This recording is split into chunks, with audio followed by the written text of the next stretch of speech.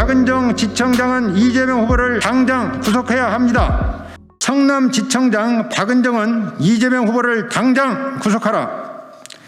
본인은 굿바이 이재명의 저자로서 2018년 6월 11일 지방선거 시에 이재명 후보를 성남FC 161억 5천만 원 뇌물죄 및 제3자 뇌물죄로 고발하였는 바, 그에 대한 수사 결론이 3년 이상 지나도 나오지 않으므로 2021년 2월 25일 검찰총장에게 재차 고발하고 2021년 3월 4일 경찰청장에게 고발장을 또 접수하였습니다. 그런데 그 고발장은 모두 분당 경찰서로 모였고, 분당 경찰서는 돈을 준 기업들이 이재명 후보에게 부정한 청탁을 한 증거를 찾을 수 없다는 이유로 2021년 8월경 혐의 없음 불송치 처분을 하였고, 본인은 2021년 9월 14일경 이의 신청하여 그 사건은 곧바로 분당경찰서에서 수원지방검찰청 성남지청으로 송치되었으나, 성남지청은 4개월여가 지난 현재까지 이 사건에 대하여 특별한 수사를 하지 않는 것으로 보여집니다.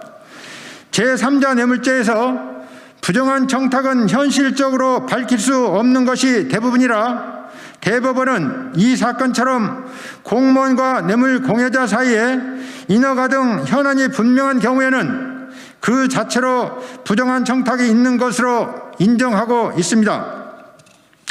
이 사건에서 성남FC에 광고비 명목에 후원을 한 기업들은 한결같이 이해관계 있는 인허가 현안이 분명함에도 부정한 청탁을 한 증거가 없다는 이유로 불송치 처분한 분당경찰서의 결정은 이재명이 권력자라는 이유로 이재명을 노골적으로 봐주는 것일 뿐입니다. 그런데 최근 언론 보도에 따르면 이 사건 성남FC 뇌물죄에 포함된 두산건설의 정자동 병원 용지를 업무 용지로 용도 변경한 특혜 의혹이 강력하게 대두되었고, 어제와 오늘의 언론 보도에 따르면 이 사건에 대해서 제대로 수사해야 한다는 성남지청의 박하영 차장검사가 이 사건을 무혐의 하려는 박은정 성남지청장에 반발하여 사녀라면이라는 노래를 검찰 내부망 이프로스에 올리며 사표를 제출을 하였다는 것입니다.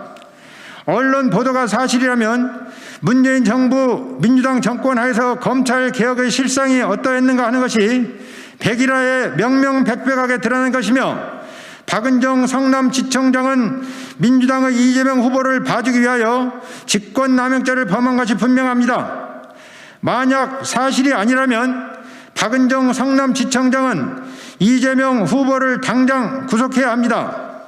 성남FC 제3자 뇌물죄는 돈을 준 기업들의 이해관계가 성남시장의 인허가와 직접적으로 관련되어 있기 때문에 현재까지 수집된 증거만으로 이재명에 대한 구속영장을 청구해도 구속영장이 발부될 사안이요, 공소를 제기하면 수뢰액 1억 원이면 법정형이 10년 이상의 징역이기 때문에 161억 5천만 원을 수뢰한 이 사건에 대한 유죄 판결이면 적어도 10년 이상의 실형이 예상되기 때문입니다. 따라서 박은정 지청장은 이재명 후보를 당장 구속해야 합니다.